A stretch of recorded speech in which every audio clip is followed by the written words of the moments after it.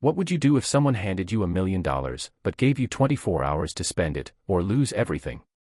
The funeral was short. Just a few close faces, most of them strangers to Mark Holloway. His uncle, Richard, had died suddenly, a stroke in his sleep. No warning, no final words, no quiet bedside confession. Just silence. Mark hadn't seen Uncle Richard in years. Not since the falling out after his mother's death. There had been words, some sharp, others swallowed, but nothing ever mended. Still, here Mark stood, 35 years old, jobless for 6 months, one failed marriage behind him, and a suitcase of unopened mail in his apartment. The kind of man who lived on leftovers and impulse. He wasn't expecting anything. Richard had always been a strange man, old money with old values, who played the stock market like a poker table and treated emotions like liabilities. The man never married. No kids. Just his estate and his routines. After the burial, a man approached Mark with a briefcase and the calm, expensive air of someone who specialized in secrets. "Mr. Holloway," he said, tipping his head politely. "My name is Franklin Reeves. I was Mr. Litchfield's attorney. He left something for you." Mark blinked. "For me?" Franklin gave a thin, knowing smile. "If you have time, I suggest we discuss it in private. There are certain conditions." They drove in silence to Franklin's downtown office, glass, oak, and silence. The kind of place where even the air felt like it had a net worth. Franklin pulled a thick envelope from his briefcase and handed it over like it might burn his hands if held too long. Mark opened it. Inside, a typed letter on heavy paper, one key, and a debit card. He read the letter twice. Then a third time. "To my nephew Mark. I've left you something, but only if you prove you can let go. Enclosed is a debit card with $1 million. You must spend every cent of it, wisely or foolishly, I don't care, within 24 hours. Do not keep a dime.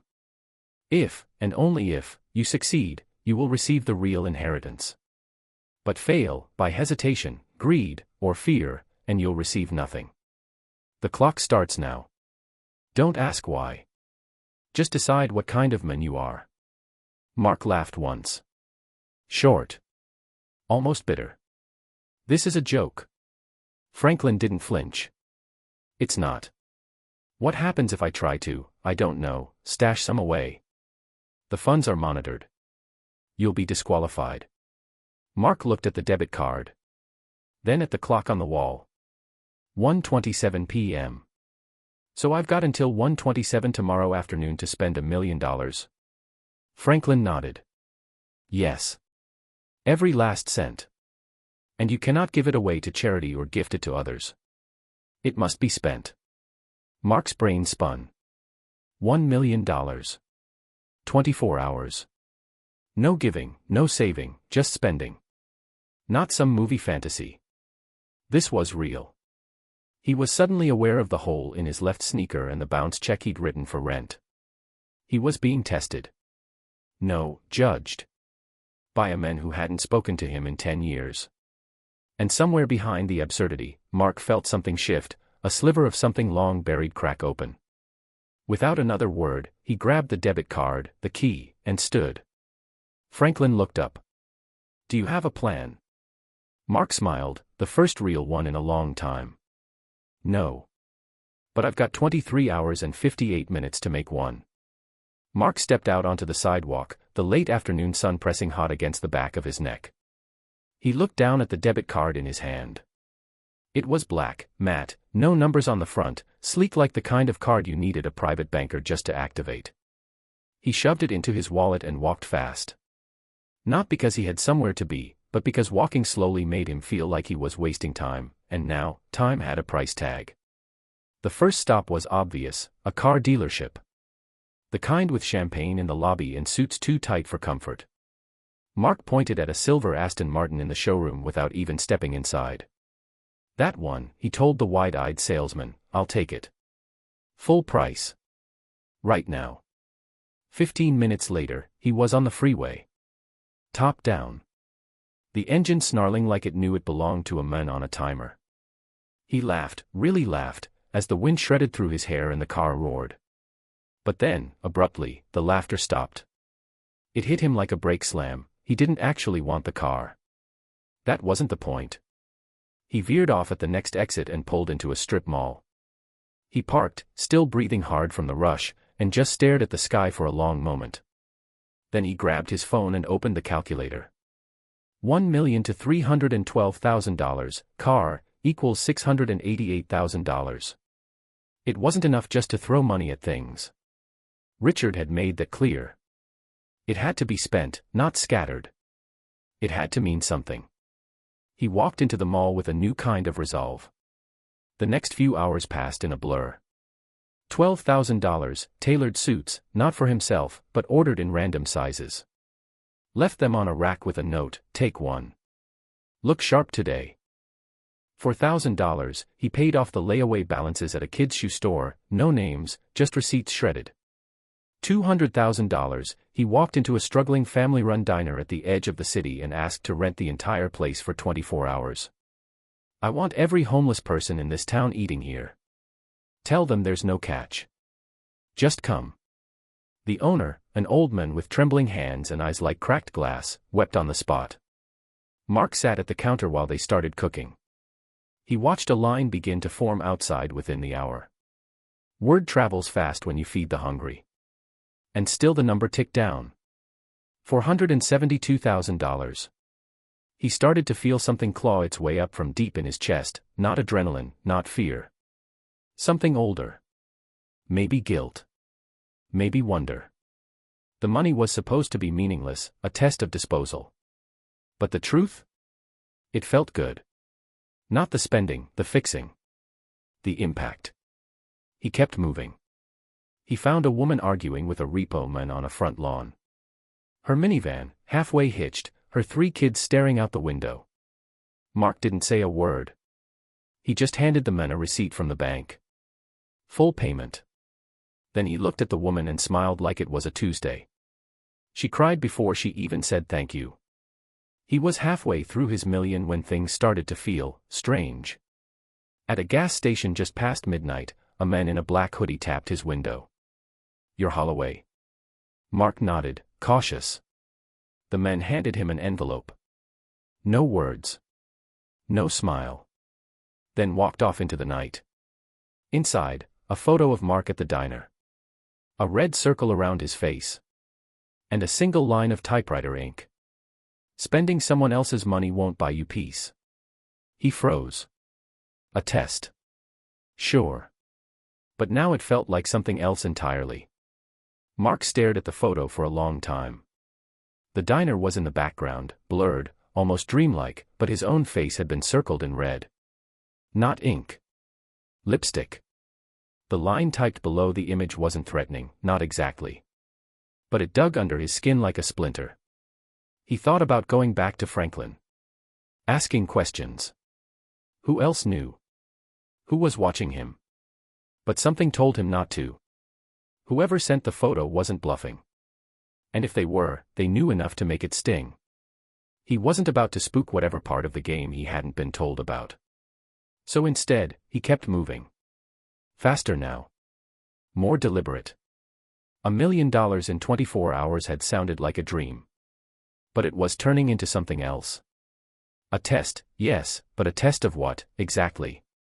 He checked his phone. Time left, 14 hours, 17 minutes. Remaining balance, $391,300.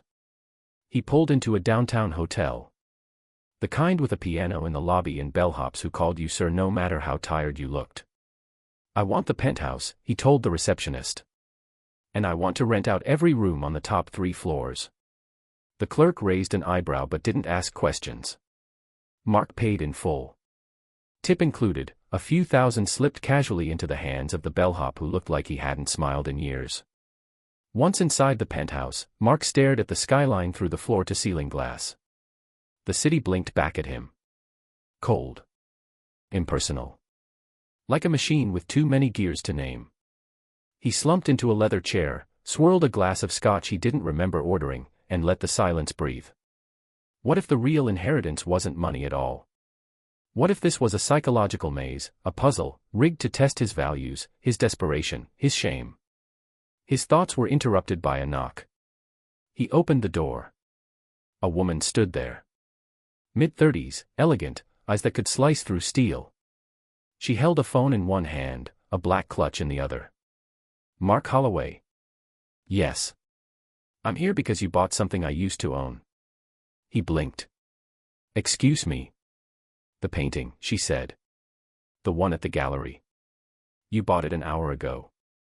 For $75,000. He remembered now. A spontaneous stop at a private gallery.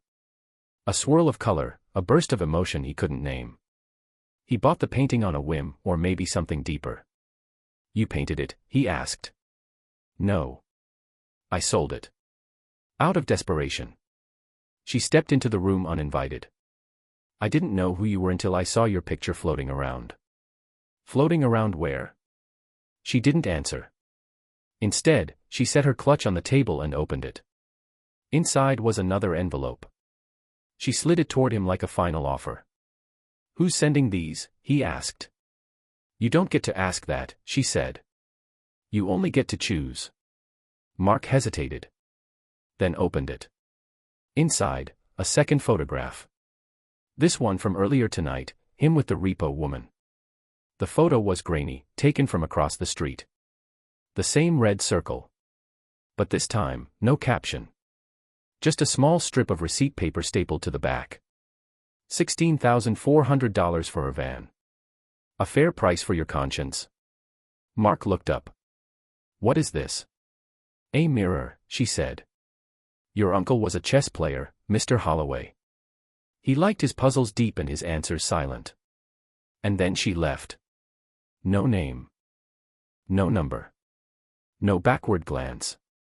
Mark sat alone, gripping the photo, the city pressing against the glass around him. He checked the balance again. $299,700. He didn't feel rich. He felt like he was being watched by a ghost. And maybe, in some way, he was. By sunrise, Mark had forgotten what sleep felt like. He hadn't closed his eyes since the funeral, and the scotch was beginning to taste like metal. The photos kept reappearing in his mind, circling him like vultures. His uncle was dead, but the man's presence was louder now than it had ever been in life.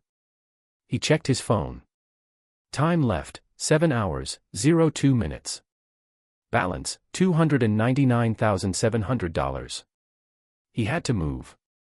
He left the penthouse without checking out. There was no point in tying bows on any of this. He was sprinting through the wreckage of someone else's challenge, one that was starting to feel like a map of his own soul. First stop, a jewelry store. Not for the gold. For the liquidity. He pointed to 3 diamond pieces, nothing ostentatious, just small enough to resell, big enough to burn cash. Wrap them. The clerk hesitated. These don't seem like your style. Mark smiled, deadpan. That's the point. $112,000 gone in 20 minutes. He walked outside into the sharp morning light and immediately tossed one of the boxes into a storm drain. The second he handed to a woman at a crosswalk who looked like she hadn't slept in days. She blinked at it like he'd handed her a grenade. The third he left on the hood of a police cruiser with a note, give this to whoever needs it most. Trust your gut. He didn't wait to see the fallout. Remaining, $187,700. He was bleeding it fast. But it still wasn't enough. Then he remembered the key. He hadn't used it, the one included with the will. He pulled it from his wallet and stared at it. Standard house key.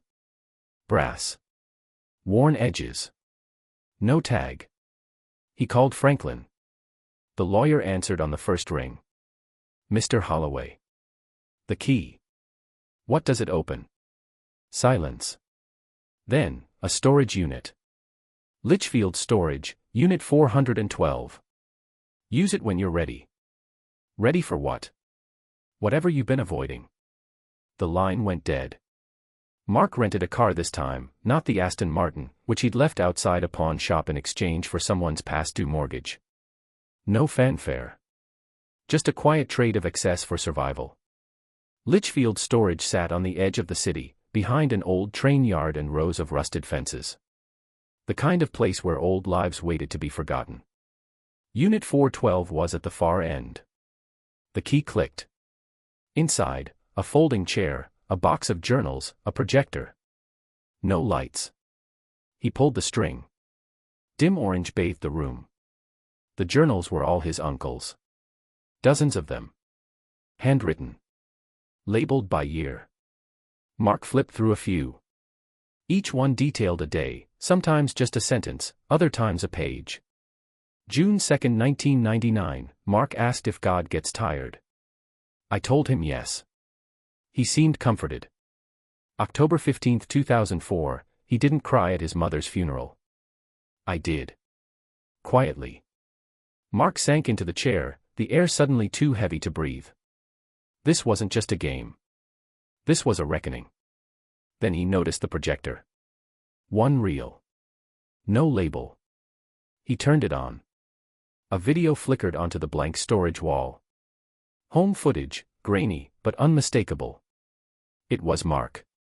9 years old. Running through a backyard sprinkler. His mother laughing in the background. And there, behind the camera, his uncle's voice, clear and calm. Run faster, kiddo. The world won't wait for you. The screen went black after 40 seconds. No credits. No message. Just silence. Mark stood there for a long time. Time left, 3 hours, 18 minutes. Balance, $187,700. The money didn't matter. Not anymore. He knew what he had to do next.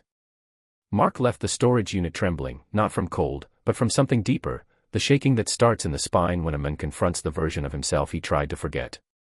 His uncle hadn't been cruel. Not really.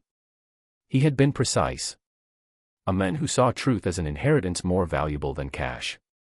And now Mark was finally beginning to understand, the money was bait. The real inheritance wasn't in dollars. It was in clarity. Back in the car, the city loomed like a closing fist. Time left, 3 hours, 13 minutes. Balance, $187,700. He drove with purpose now, no more detours, no impulse buys. He headed for the one place he hadn't allowed himself to visit in years. Southside. The edge of the city. The place where his marriage had finally cracked. He hadn't seen Erin since the divorce 3 years ago. She'd kept the apartment. The dog. The peace. Mark had disappeared into silence, too ashamed to admit he had sabotaged everything. Not with violence. With absence. He parked across the street and just watched the building. The window on the second floor was cracked open. Same curtains. Same light fixture. He walked up the steps like a man walking back into a burning house. When she opened the door, her face didn't change. Mark. Hey. A pause. Then, you look tired. I am. She stepped aside. They sat in the living room, opposite ends, the silence familiar and heavy. I didn't come to cause trouble, Mark said.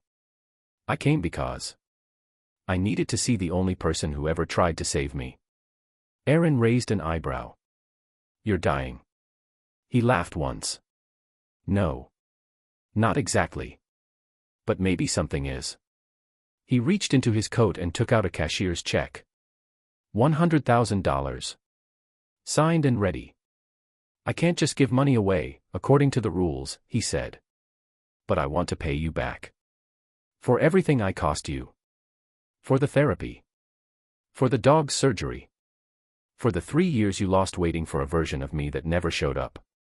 Erin stared at it. You think this makes us even? No, he said. I think this makes me accountable. She didn't take it. She didn't tear it up either. She just stared at him. Then, softly, I don't want your money. But thank you for finally saying what I needed to hear. He left the check on the coffee table. As he turned to leave, she asked, What's happening, Mark? He looked back. A storm, he said. But I think I finally found the eye of it. Time left, 2 hours, 09 minutes.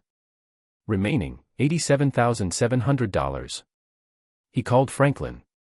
I'm almost there, Mark said. But something's off. Someone's been following me. I'm aware, the lawyer replied calmly.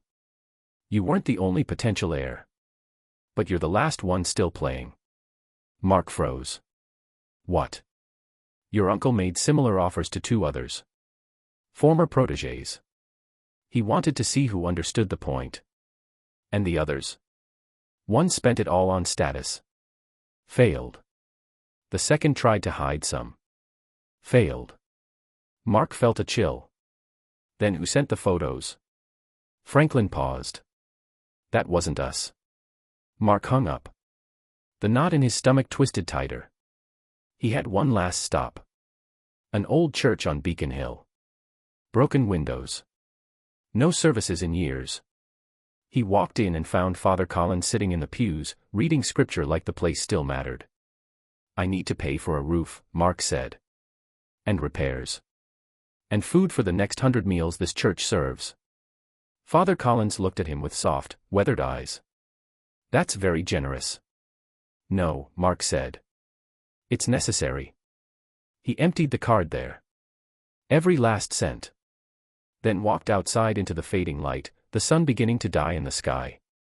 Time left, 51 minutes. Balance, $0. And waiting by the car, leaning casually, arms crossed, was the woman from the hotel. The one with the lipstick-circled photos. I was wondering when you'd show up, Mark said. She smiled, almost wistful. You passed. He blinked. You. No, she said. But I was hired to watch. Your uncle liked to make sure people earned the ending. Mark shook his head, stunned. Then what's next? She stepped aside and handed him a manila envelope. Final instructions. The real inheritance. He wanted you to read it somewhere quiet. He took it with shaking hands. And for the first time in years, he felt like he was exactly where he was supposed to be. Mark didn't go home. He didn't go to a hotel, or a bar, or a place where the world could see him. Instead, he drove upstate, 2 hours north, past the edge of the city, through winding hills and fields that still smelled like spring rain. There was a trailhead he used to hike as a kid. His uncle had taken him there once, maybe twice, when life was still colored by simple questions and dreams hadn't yet hardened into debts. He reached the summit just before twilight. Sat on a rock, the envelope in his lap, fingers numb. The trees whispered. The wind carried no judgment. He opened it. Inside, a single page. Handwritten, not typed. Mark. You did it. Not because you spent the money, but because you understood that wealth means nothing without weight. Every dollar we own is a vote, for who we are, for who we choose to help, or ignore, or heal. I never married because I didn't trust myself not to ruin someone else's life. I never had kids because I knew I'd try to control them. But I watched you grow from afar. I saw your falls, your silence, your drift. And still, I saw your light. You are the only one I believed might one day walk through fire and come out honest. The true inheritance is waiting. Not in a vault. Not in stocks. But in a place you once called home. Use the key again. This time, at my house. The real one. Forgiveness, if earned, is the only currency that truly compounds. R.L. Mark sat for a long time after that. The letter folded in his lap, eyes closed, a deep ache in his chest. Use the key again. The Litchfield estate, the real house, had been locked for years. The public believed it sold. In truth, no one had been allowed in since Richard's health began to fail. By midnight, Mark was standing in front of the gate. The key fit perfectly. The mansion was silent, massive. Not cold, just untouched. Furniture still covered in white cloth. Hallways thick with dust and memory. He found the office easily. The one with the fireplace and the globe bar and the books that smelled like leather and regret. There, on the desk, was a second key. And next to it, a legal folder with his name on it. He opened it slowly. Inside, the deed to the house. Several offshore accounts. Investments. Art portfolios. A vineyard in Italy. A list of properties across 4 continents. Net worth, $76 million. A note beneath the folder. This is not a gift. It is a responsibility. Don't save the world. Save someone. One at a time. Start with yourself. Mark leaned back in the chair, exhaling slowly. He had nothing in his wallet now. No debit card. No instructions. Just a new name on a deed and a fortune bound not by pleasure, but purpose. And for the first time in his adult life, he didn't feel like he was chasing something. He felt like he'd arrived. Weeks passed. Then months. Mark Holloway disappeared from the public eye. There were rumors, of course. People talked about the overnight heir who had dropped $1 million in a day and then vanished. Headlines speculated, lottery winner. Hidden trust fund. PR stunt. But Mark didn't read the news. He was busy living differently. The estate became a hub, not for luxury, but for quiet repair. Mark converted the East Wing into a retreat for at-risk youth. Kids who'd slipped through every safety net, just as he once had. He paid the counselors double what the market offered. No questions asked, just commitment and care. The vineyard in Italy. Sold. He used the funds to open a grant for single parents trying to finish college. No strings. Just hope. He met with Franklin twice a month. Not to talk money, to talk impact. The old lawyer seemed different now. Less glass, more skin. You're not what I expected, Franklin said once over coffee. Mark smiled. Neither am I. Erin called one day. Out of the blue. No bitterness in her voice, just curiosity. I saw the headlines, she said. Some of the things you've done. I'm not trying to impress you, Mark said. I know, she replied. That's why it's working. They met for lunch a week later. No promises. Just presence. But not everything healed. Some wounds stayed. The kind that don't bleed, but pulse beneath the surface. Mark still woke up at 3 a.m. some nights, sweating, haunted by the men he almost became. He kept one of the photographs. The one with the red circle, the repo woman in the background. It sat in his desk drawer, beneath the will and the journals, as a reminder, he had been watched once. Judged. And somewhere in the judgment, he had found the mirror that changed him. One evening, about a year after the funeral, Mark returned to the summit where he'd opened the final letter. He sat on the same rock. This time, no envelope in his lap. Just air. And peace. A boy passed him on the trail, maybe 15, face like an open question. Mark reached into his backpack and pulled out an old leather journal, one of his uncle's. He handed it to the boy. What is it? The boy asked. Mark smiled. A map. But only if you read it slow. The boy nodded and walked on. And Mark sat there until the sun dipped behind the trees, casting gold across the valley like a quiet benediction. He didn't need to be rich anymore. He needed to be useful. And now he was. Not because he spent $1 million.